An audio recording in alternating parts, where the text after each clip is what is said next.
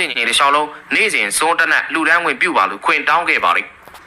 ဒိဋ္ဌာလည်းလက်ခံလိုက်ပြီးတဲ့နောက်မှာညောင်မေအိုကြီးတပင်ရဲ့အရှိတ်ဘက်မှာစွာတိရဲ့မြက်တွေကိုဖြန့်ခင်းကအားလုံးကိုလည်းသူတရားရှုမှတ်တော်မှာဖြစ်တာကြောင့်ထွက်သွားနိုင်ပြီလို့ဆိုခဲ့ပါလိမ့်အဲဒီနောက်ရပောင်းများစွာဇက်တိုက်တရားကျင့်ကြံနေခဲ့ပြီးတော့တရက်မှာတော့လေပြင်းမုန်တိုင်းတွေနဲ့တူမာနတ်ရောက်လာခဲ့ပါတော့တယ်မာနတ်ဟာဒိဋ္ဌာတရားကျင့်ကြံခြင်းကိုနှောက်ယှက်ဖို့အတွက်သူ့ရဲ့သမီးတော်၃ယောက်နဲ့မြူဆွဲဖျားယောင်းစေခဲ့တာပါတဏှာယာကလောဘများနဲ့ရှင်တူသောအဆိုပါမာနရဲ့သမီးတော်များဟာဒိဋ္ဌာကိုဘလို့ပင်မြူဆွဲခဲ့ကြပေမယ့်ဒိဋ္ဌာမယိမ့်မယိုင်ပဲမြဲမြံသောတတိတရားကိုစုပ်ကင်ကကြံ့ကြံ့ခံနိုင်ခဲ့ပါတယ်ဒါကြောင့်မာနတ်ဟာဒေါသတကြီးနဲ့နောက်တစ်ချိန်ကျွန်ုပ်ပြန်လာခဲ့အောင်မယ်လို့ကျင်းဝါကပြန်ဆုတ်ခွာသွားခဲ့ပါတယ်မနက်ခင်းတစ်ခုမှာတော့ဒိဋ္ဌာသူအရန်ကိုထူးဆန်းတဲ့အိမ်မက်တစ်ခုကိုမြင်မှတ်ခဲ့ကြောင်းပြောပြနေခဲ့ပါတယ်ပထမအိမ်မက်တစ်ခုမှာသူဟာကဘာမေကြီးကိုအိယာပြုတ်လောက်ကဟီမိုနာတောင်ကိုခေါင်းပြုတ်လောက်ထားကြောင်းသူ့ရဲ့ဘဲဘက်လက်ဟာအရှိသမုတ်တရားနဲ့ညာဘက်လက်ကတော့အနောက်သမုတ်တရားမှာရှိနေကြောင်းနဲ့သူ့ရဲ့ခြေစုံကတော့ဆိုးဆွတ်ပြီးတောင်သမုတ်တရားပေါ်မှာရှိနေခဲ့ကြောင်းပြောခဲ့ပါတယ်ဒုတိယအိမ်မက်မှာတော့သူ့ရဲ့ချက်နေရာကထူးဆန်းတဲ့တစ်ပင်တွေမျိုးပေါက်နေပြီးတိမ်ဆိုင်တွေစီရောက်တဲ့အထိကိုရှင်သန်ကြီးထွားနေခဲ့တာပါ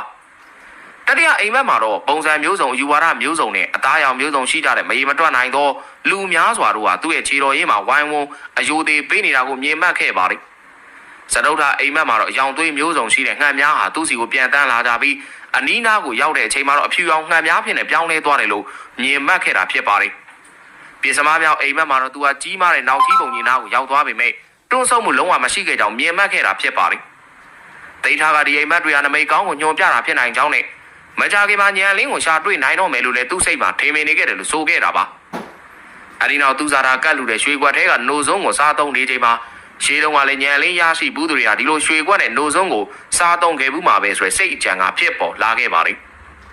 စောစားပြီးချိန်မှာဒိဋ္ဌာရွှေကွက်ကိုပါသူစားတာစီကနေလူခံလိုက်ပြီးတော့အားလုံးနဲ့တူကန်းကိုထွက်လာခဲ့ကြပါလိမ့်မြေကန်းကိုရောက်တဲ့အခါဒိဋ္ဌာကျွန်ုပ်ဒီအကယ်၍အလုံးစုံသိမြင်နိုင်သောညံလင်းကိုရနိုင်ပြီဆိုပါကဒီရွှေကွက်ဒီမြေကြီးကိုစံတက်ပါစီသားဆိုတော့အဋိဌံကရွှေကွက်ကိုမျောလိုက်ပါလိမ့်အဲဒီခါမှာရွှေကွက်ကမြေကိုစံတက်ကမျောနေအောင်ပြင်လိုက်ရပြီးအတော်ကြာတော့ကြီးအောက်ကိုနှိမ့်မြုပ်သွားခဲ့ပါလိမ့်ကြီးအောက်ကျမ်းမြေမှာတော့ရှိကညံလင်းရရှိခဲ့ဘူးသူများရဲ့ရွှေကွက်များစွာရှိနေခဲ့တာဖြစ်ပါလိမ့်ဒိဋ္ဌာလည်းညံလင်းရနိုင်ကြောင်းသိလိုက်ရတာကြောင့်အယိုးကြီးရေခန်းခန်းယခုကျင့်စဉ်ကိုညံလင်းရသည့်တိုင်တထိုင်နဲ့ကျင့်ကြံအားထုတ်တော့မယ်ဆိုပြီးတော့တန်တိတ်ထန်ချခဲ့ပါတော့တယ်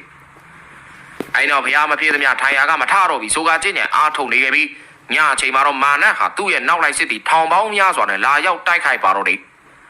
ဒါမဲ့မာနတ်ရဲ့စစ်တီတို့ပြစ်လွတ်လိုက်တဲ့လက်နက်တွေကအလောင်းတော်ရဲ့မြစ်တာဆွမ်းနဲ့အရှိကိုရောက်ချိန်မှာပန်းပွင့်များအဖြစ်ကိုပြောင်းလဲသွားတာကြောင့်အလောင်းတော်တိတ်ထရကိုပန်းပွင့်များနဲ့ပူဇော်သလိုသာရှိနေပါတော့တယ်မာနတ်ဟာလည်းအလောင်းတော်ကိုဘာမှလုံးမရတာကြောင့်နောက်ဆုံးမှာထွက်ပြေးသွားခဲ့ရပြီးဘုရားရှင်အောင်